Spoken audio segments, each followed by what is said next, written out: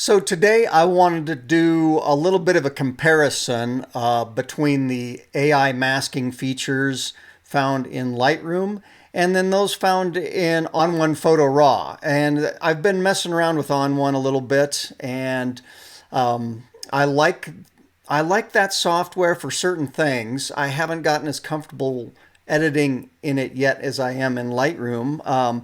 It's not the primary one I use in and out, but it's got some interesting features to it. And I thought it'd be fun to kind of go in with to this image of I took in Garden of the Gods with the deer in the foreground. I showed some masking that I did with this image in an earlier video from a couple weeks ago when I'd gone out on the photo shoot and then edited those images afterwards. So if you haven't seen that video, feel free to check that one out. But so in this one, I'm just going to do a little bit more of an A/B comparison between Lightroom and ON1. So with that being said, let's jump on over. I'm going to make myself small here and down into the corner. All right, so here's the image in Lightroom. So now I've already done some contrast and color work with this image, so it's overall it's in a pretty good place, but I'm ready to do some masking with it. So I'm going to come under the masking tool here, and for the deer I go to Objects. Now I want to make this brush quite a bit smaller here, and then just kind of paint in a rough mask over the deer. Give it a few moments. And there we go. Not too bad. It does a pretty decent job. You can see there's a little bit of edges around there, but I found that that's kind of a feathered effect, and it really works pretty well. So now if I jump on over to my adjustments, I'm going to bump up the exposure on this, and I want to keep a pretty natural look with this deer. If you saw the other video, you saw me do this, and I'm really doing a fairly light adjustment here because I want the deer to blend into the image and not to jump out too much like there was a spotlight on it. So to keep the effect natural, I got to be pretty restrained with that. So I'm going to bump up the exposure a little bit here. I'm also going to bump up the shadows just to kind of bring those darker areas up a bit, and that's not too bad, like somewhere around in there. And that's a pretty natural look overall. Let's just turn that mask on and off, and you can see the adjustment there, and it blends very well with the scene around it, and not too darn bad. So I think I'm pretty happy with that. I'm going to back out here and let's go to the sky. So I could have chosen sky was one of my options there at the beginning, but then it's also here in the little drop down menu, and select sky. And I think Lightroom does a pretty good job with that as well. It's feathered in here into the rocks. You see that pink kind of blending down into the rocks that I can tell the edge of my mask isn't right at the edge of the rocks, but that seems to do a really good job with that.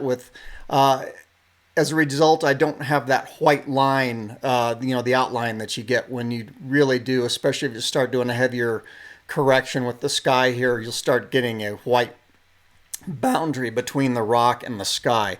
And it seems to avoid that pretty well. So I'm going to crank up my contrast a fair amount here, actually. I'm going to go up into about 75 or so.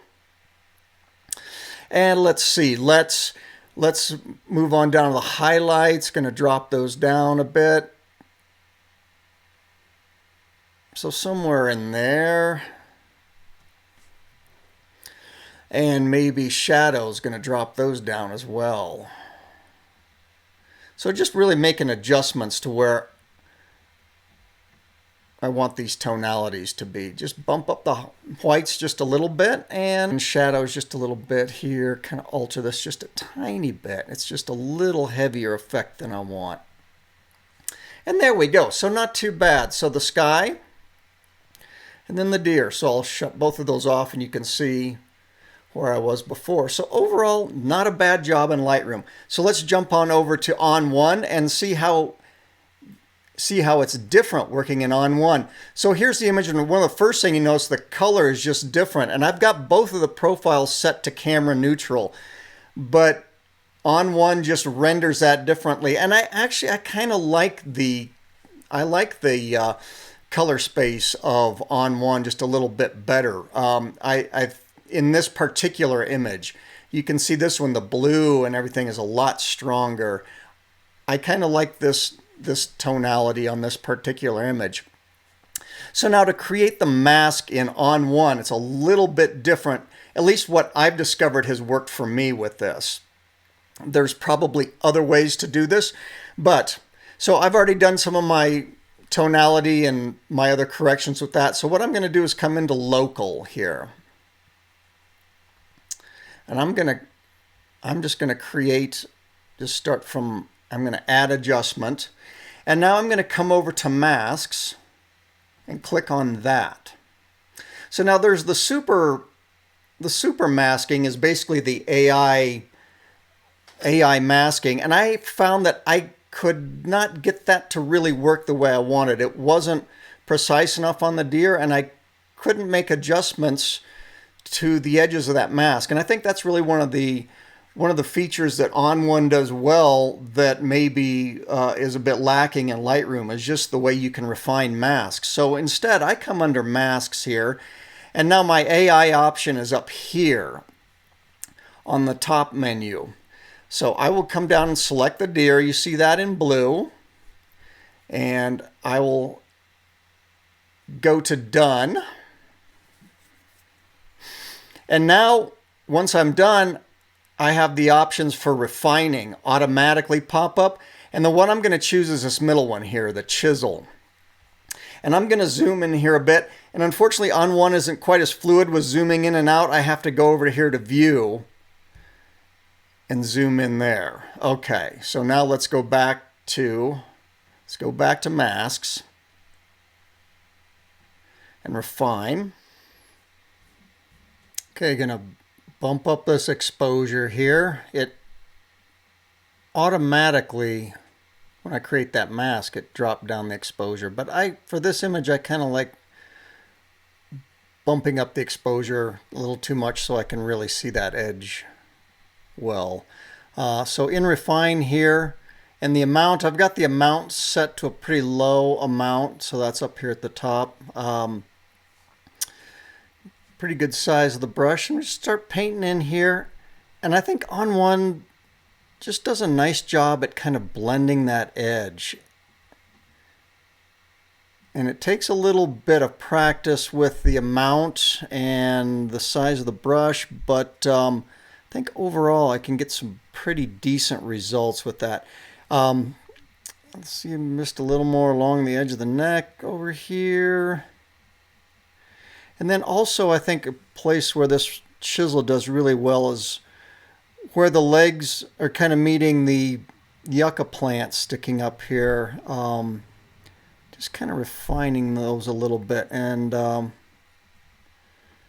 can see how the legs start to get a little darker as I use that chisel along here. And it just kind of helps to smooth out some of those tones in there and just give it a nice natural transition in there with the plants down below, which is a really tough area.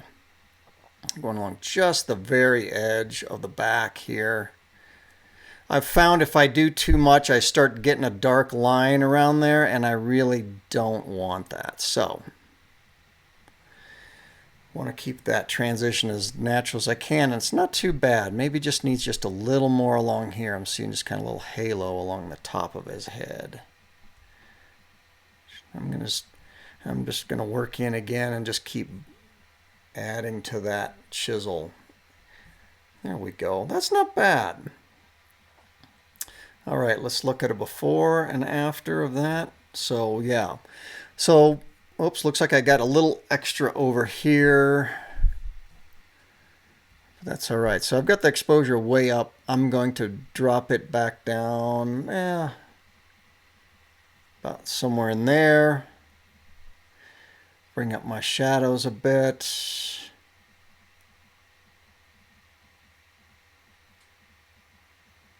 See, not too bad. Let's turn it off and on. All right, that little spot over there is bugging me. If I can...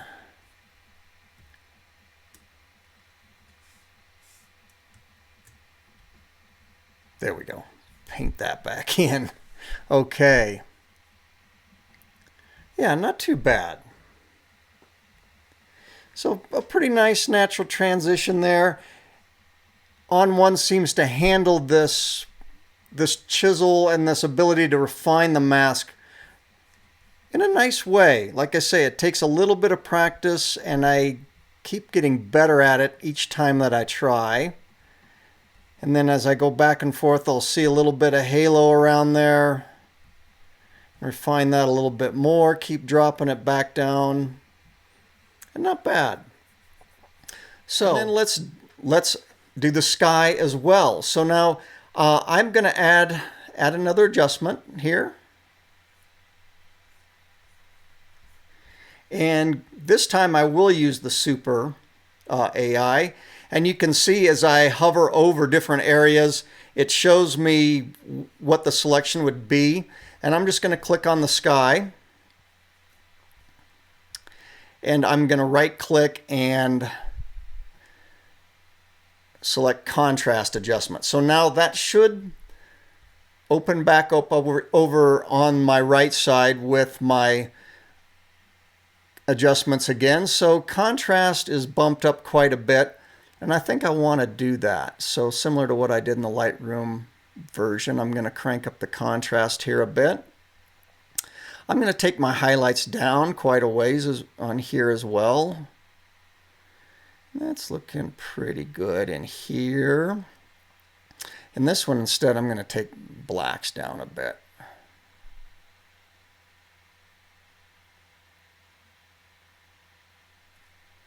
There we go. That's a little better.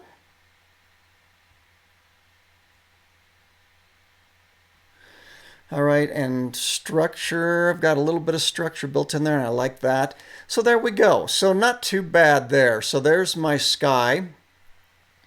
You can see maybe I've got just a little bit of that white halo there, so I can also come into this mask and refine it. So I'm going to go in, I'm going to take that chisel feature again, and I'm just going to go along this edge here and kind of refine that just a little bit and see what happens with that.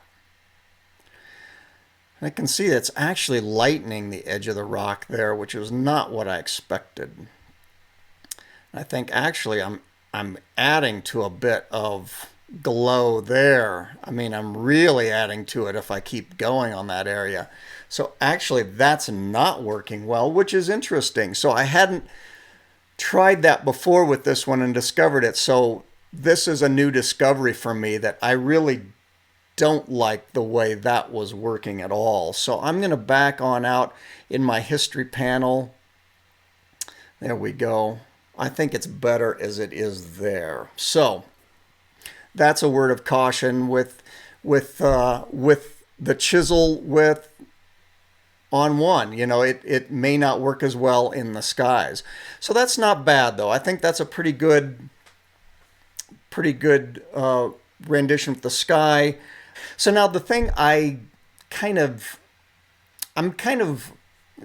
got mixed feelings about is the other thing you can do in ON1 that you don't really have in Lightroom.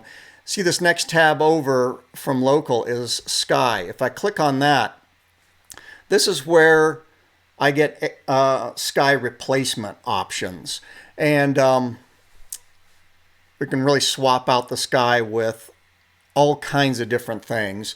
You can come into night sky here and boom, I've got a night scene. I need to shift the horizon down a little bit. I can put that horizon glow wherever I want it or move it out. Can fade the edges just a little bit better or not. I would probably bump that up there. Shift the edge a bit so where it interacts with the rocks and the rest of the horizon line. I can scale that up or scale it back down. I can rotate it around so however I want that Milky Way to come across the shot. Move myself down here a little bit. Foreground really is how much of that area in the foreground gets darkened down. And you can see it kind of gradates up there automatically. Or you can really bring it a lot further and make it more of a realistic night shot. So it looks fairly realistic, and you can see with some refinement I could actually make this a fairly believable nighttime sky shot. And this is, this is where I'm personally, it's not something I would normally do. Any of these sky swaps is really not something I would do, especially this one, because for myself, I got into photography to be out in the world with my camera and experience places like this. And if I want a star shot, I actually get out there at night and do that. And I think a lot of landscape photographers feel that way. I don't know how I feel about having it be this easy to make a fairly believable, sky star shot. For me, it kind of cheapens the whole thing. I would rather personally go to the work to actually do it. I don't want to dictate anybody else's artwork to them and what they should or shouldn't do. But for me, it's not appealing. And, we're at an interesting point, I think, in photography when we're able to start creating very believable images that never really existed. I mean, that's been around for a while, but it's now getting easier and easier. You can see in just a few moments I was able to do this. And obviously it's not a refined version, but it wouldn't take a whole lot to do that. So that, and we can, it's not just the stars. I can create a sunset, all kinds of different skies, dramatic clouds, other kinds of clouds. Just now it's a afternoon, shot, which obviously doesn't work with the color tonality, but this one, again, you can get a pretty believable shot with some refinement.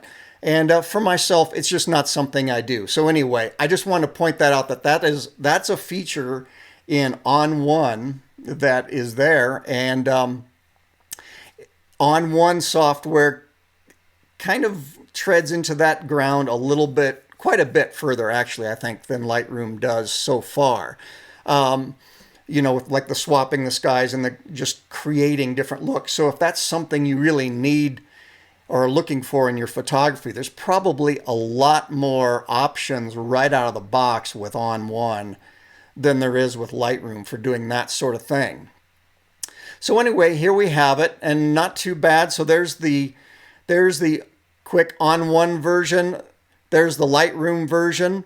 Again, the color space on both of them is obviously quite different, but not too bad, and with some refinements, go in there and really, create a nice looking image either way. So hopefully that's helpful for you guys. You get to see a little bit of the difference between Lightroom and ON1 when it comes to masking. Let me know what you think of this video. Hit that like button if you like it. Subscribe to this channel if you want to see more videos like this. And I really appreciate you joining me today. And until next time, I'll see you around. If you're interested in learning more about photography, be sure to head on over to my website, caseychinphotography.com, and look under the Workshops tab. I've got links for online workshops, intermediate and advanced workshops, in-person workshops, and also a workshop interest questionnaire. Let me know what you're interested in learning more about. And when you enroll in one of my workshops, you'll also have access to my Facebook group, Casey Chin Photography Workshops. This Facebook group is designed for participants in my workshops. It's a place where you can share your images, get feedback from myself and others, and build community with other people who are passionate about and interested in photography.